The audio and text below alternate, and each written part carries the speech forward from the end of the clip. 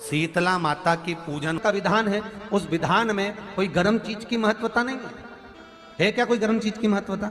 फिर भी दुनिया के लोग अपनी बुद्धि लगाकर माता की जब पूजन करने जाते हैं तो वहां अगरबत्ती भी जलाते हैं और दिया भी जलाते हैं। अब एक तरफ तो तुम माता को ठंडा पानी का भोग लगा रही हो, एक तरफ तो ठंडा भोजन चढ़ा रही हो, एक तरफ तो ठंडे का प्रयास कर रही हो, और ऊपर से माता को तुम दिया लगाकर अगरबत्ती लगाकर तुम माता को सम्मुख में गर्म तत्व को प्रदान कर रही हो। और फिर आकर कहती हो कि मेरा बच्चा क्यों बीमार पड़ता है, मेरे पति को बार बार ये कष्ट क्यों आता है, घर में लोग चिड़चिड़े क्यों हो जाते हैं, घर में लोग क्लेश क्यों करते हैं, आखिर कारण क्या है? तो कारण तो तुम खुद हो कि जो चीज लिखी है वो ना करते हुए दुनिया जो कर रही है तुम वो करना चाहते हो। तुम भगवान की पूजन उस विधान से नहीं करना चाहते जो विधान शास्त्रों में।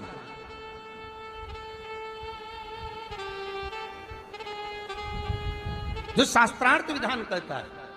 महाराज, शीतला माता की पूजन में कहीं ऐसा लिखा है कि तुम दिया लगाना, अगरबत्ती लगाना? शीतला माता की पूजन में लिखा है 1 लोटा पानी लेना, उस जल में पुष्प आदि लेकर माता को ठंडा भोजन का सुंदर भाव से माता का स्नान कराकर पूजन करना, अर्चना करना, कुंकू चावल रोली मोली जो चढ़ा सकते हो, चुनरी वस्त्र आदि जो चढ़ाना हो चढ़ाओ। पर यह नहीं लिखा कि तुम दिया भी लगाना कि अगरबत्ती भी लगाना, क्योंकि गर्म तत्व वहां चाहिए। माता वो शीतल है, शीतला। और अगर तुम दिया लगा भी रहे हो, मान लो दिया अगर तुम लगा भी रहे हो तो उसके सम्मुख ना लगे, उससे दूर, बहुत दूर। शीतला माता की पूजन होती है ठंडे समय में, शीतल समय में। शीतला माता ने यह नहीं किया कि रोटी बना के उठो और थाली लेके लाइन में लग जाओ। तुम देखना, शीतला माता की पूजन करने लोग जाते ना शीतला सप्तमी, शीतला अष्टमी पे, बस 11 बजे तक तो रोटी बनाती रहेगी, सामान बनाती रहेगी। 1-1.5 घंटा में ठंडा हुआ, 12:30 बजे उठ के सीधे लाइन में लग जाएगी, जल्दी से पूजन करके सो जाऊंगी, काम खत्म। शीतला माता ने भी सोच लिया, बस तूने मुझे बेवकूफ बनाया, अब रुक जा तू।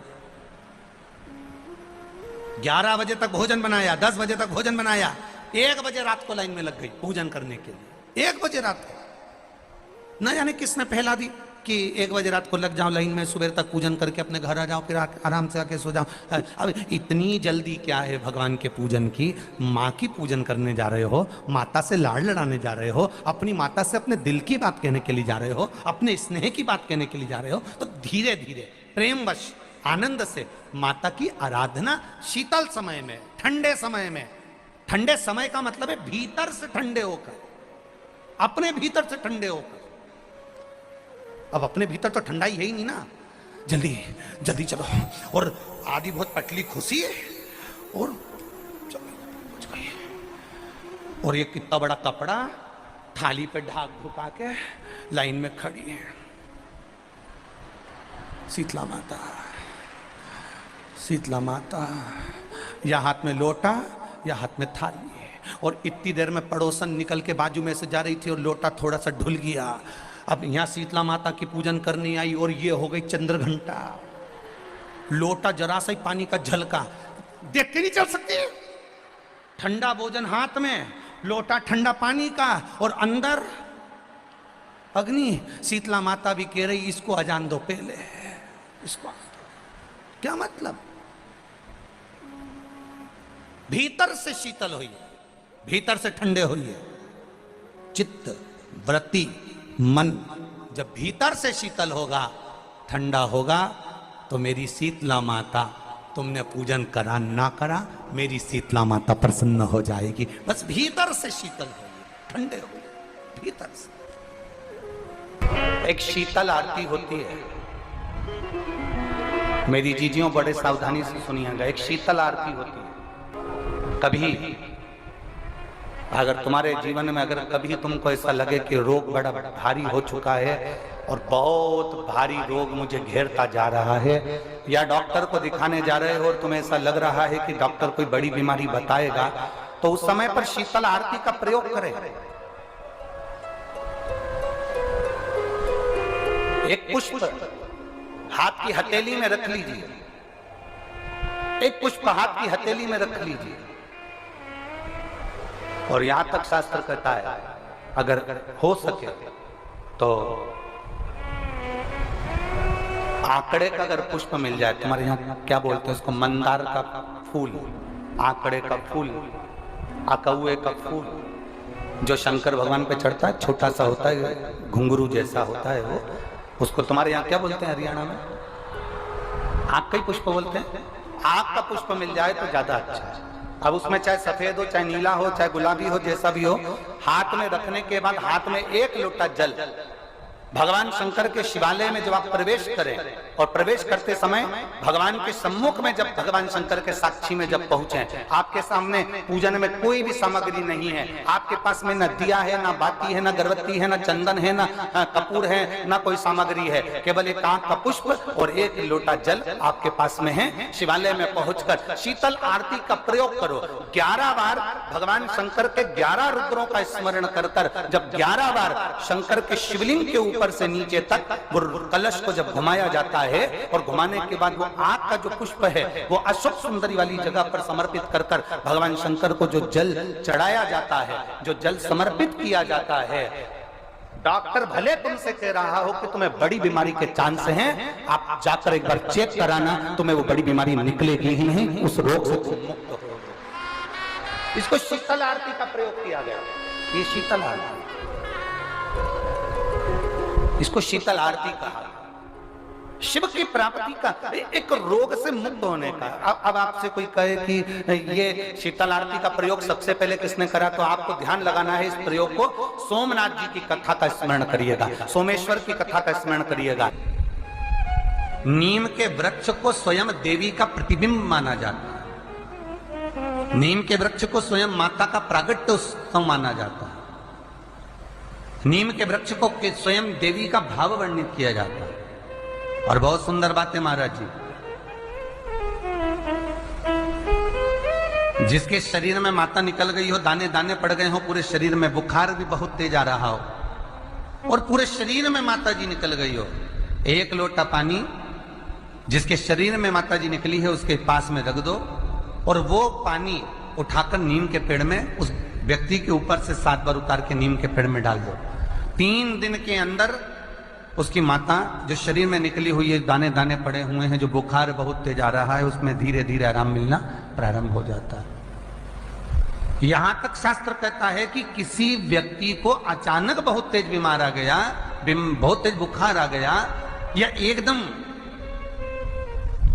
हम तो यहां तक कहेंगे कि ये वायरस चल रहा है, महामारी चल रही है, और कंठ में भी आपको अगर जलन पड़ रही है, कंठ रुक रहा है, बुखार बहुत तेज आ रहा है, शरीर में ताप है, डॉक्टर को दिखाओ मना नहीं है, सब कुछ करो मना नहीं है, पर 1 लोटा पानी अपने ऊपर से उतार कर 21 बार नीम के पेड़ में ले जाकर नाम गोत्र बोलकर डाल दीजिए और नीम के पेड़ के नीचे की मिट्टी को अपने कंठ पर लगा लीजिए।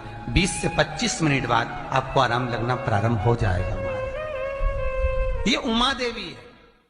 जगह की मिट्टी काया के रोग को ठीक कर देती है महाराज। अगर किसी व्यक्ति को चर्म रोग हो गया, कुष्ठ रोग हो गया, चमड़ी सफेद पड़ गई, रोग समाप्त नहीं हो रहा, बढ़ते जा रहा है, औषधियां आपने बहुत कर ली, तो 3 जगह की मिट्टी आपको फल प्रदान करेगी।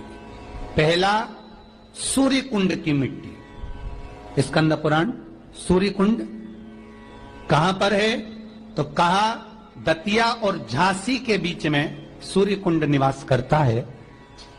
उस सूर्य कुंड की मिट्टी को लाकर जिस व्यक्ति को कुष्ठ रोग हो गया हो, शरीर की चमड़ी सफेद पड़ गई हो, स्कंद पुराण कहती है सूर्य कुंड की मृदा लगा लेने से 5 से 7 दिन में रोग समाप्त होने लगता है महाराज। पर सूर्य को सर्वाधिक प्रियता क्या?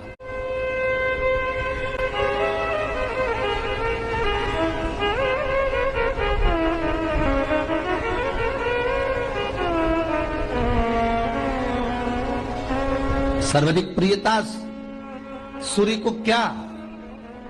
क्योंकि सूर्य तपता है, तो उस तपन को मिटाने के लिए सूर्य देवता के शरीर पर गाय का घृत मला जाता। जैसे शनि को तेल लगाया जाता है, सूर्य को घृत मलाया जाता है। इसलिए सूर्य कुंड का एक नियम है कि सूर्य कुंड पर से अगर मिट्टी लेकर आते हैं, शरीर पर लगाने के बाद जब शरीर का चर्म रोग समाप्त हो जाए, सफेद चमड़ी अपने वापिस रंग में आ जाए, तब आप जितनी कामना कर कर आते हैं उतना घी उस सूर्य कुंड के पास में डालना पड़ता है।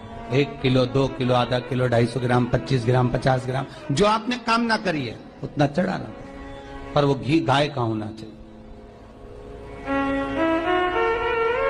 और उस घी का प्रयोग कोई नहीं कर सकता, इसलिए गाय का होना चाहिए। और उस घी का प्रयोग कोई नहीं कर सकता, इसलिए आज भी स्कंद पुराण में तो केवल सूर्य कुंड का वर्णन है, घृत का वर्णन है, पर स्थान आज भी झांसी और दतिया के बीच में जो सूर्य कुंड विराजमान है, आज भी वहां पर कुंड के पास में एक घी का कुआं है जिसमें घी डाला जाता है, पर उस घी का प्रयोग कोई दुनिया का व्यक्ति नहीं कर सकता। जो करता है वो शरीर में फफोले पड़ जाते हैं और बाद में सड़कर मर जाता है।